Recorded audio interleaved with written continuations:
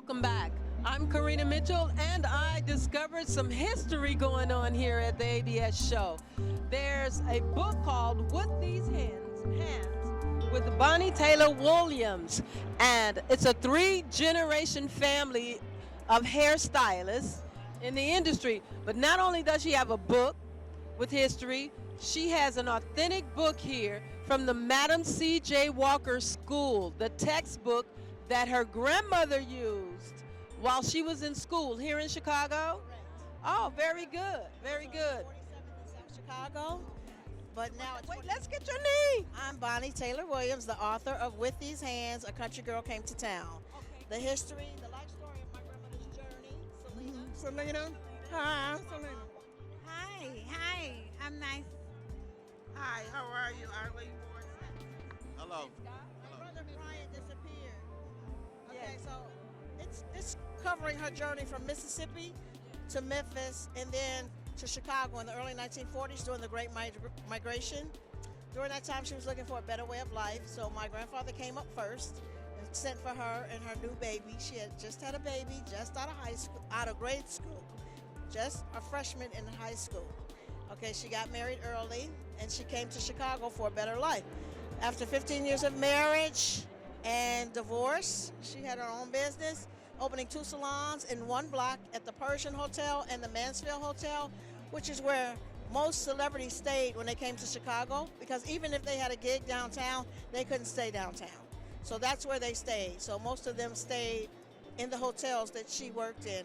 But after working in the Persian, she opened her own shop in the Mansfield, and it was doing so well that the owner of the Persian salon offered her to buy that shop. So she ended up with those 2 shops. And then from then on, she's had 24-hour salons down the street in a combination of a 20-booth salon, then opening in the Chicago Loop area, the Chatham area of Chicago, the Gold Coast area, Tennis Walton, and in Detroit on James Cousin Street.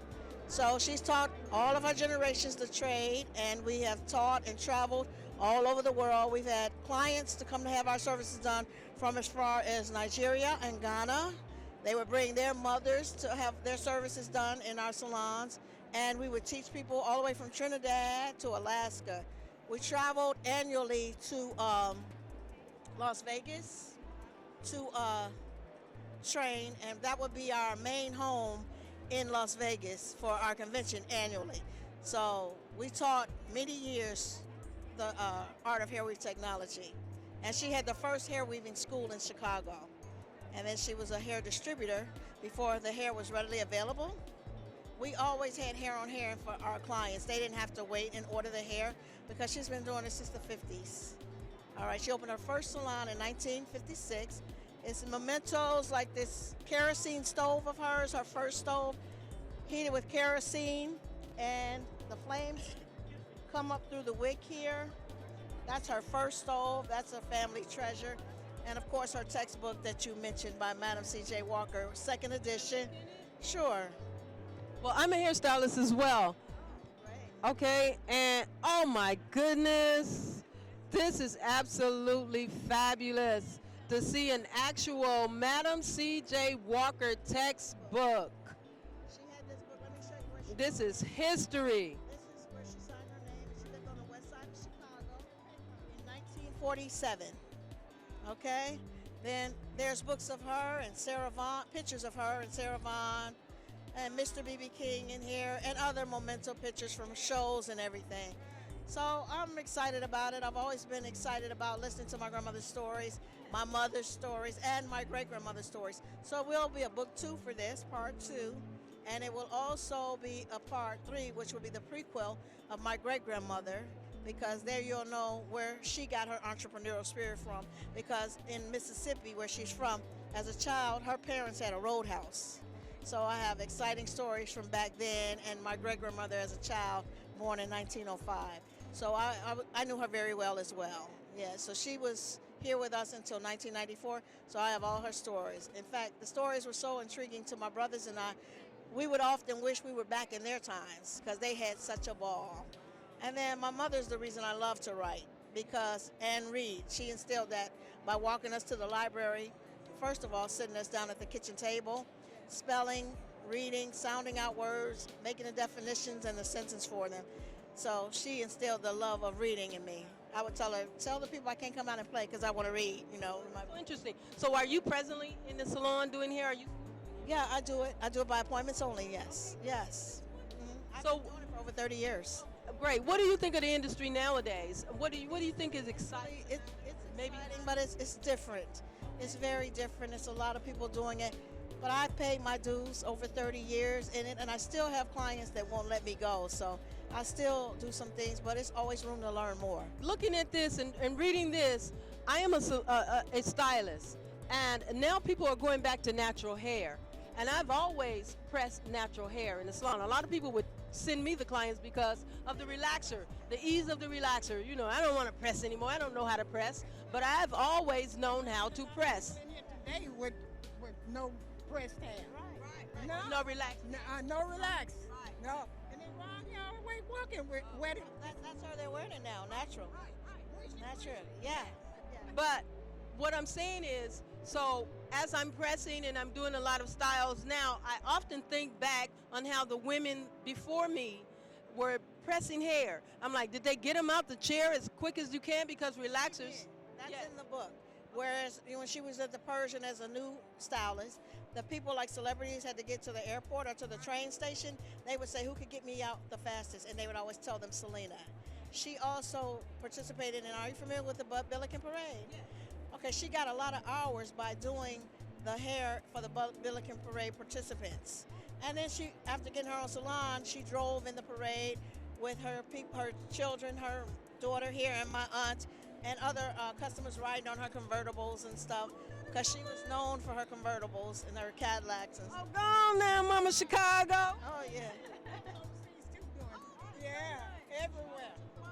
So what is the secret to it? Yeah, you training people. Just training everybody. Can you tell me the secret to a good press? You have to just have it up here. Okay, she says you have to have it inside of you because she could press it so good. President. Joyner was wondering what she was. Mentor as well. It's in there about her asking the other instructors what Selena was using to press the hair with, because she wasn't just using their cream, she had mixed something up and she had the hair super shiny. So Dr. Joyner was wondering, what is she using? She wasn't upset, but she wanted to know what was it. Well, you know, they used to do luster silks and stuff back in the day.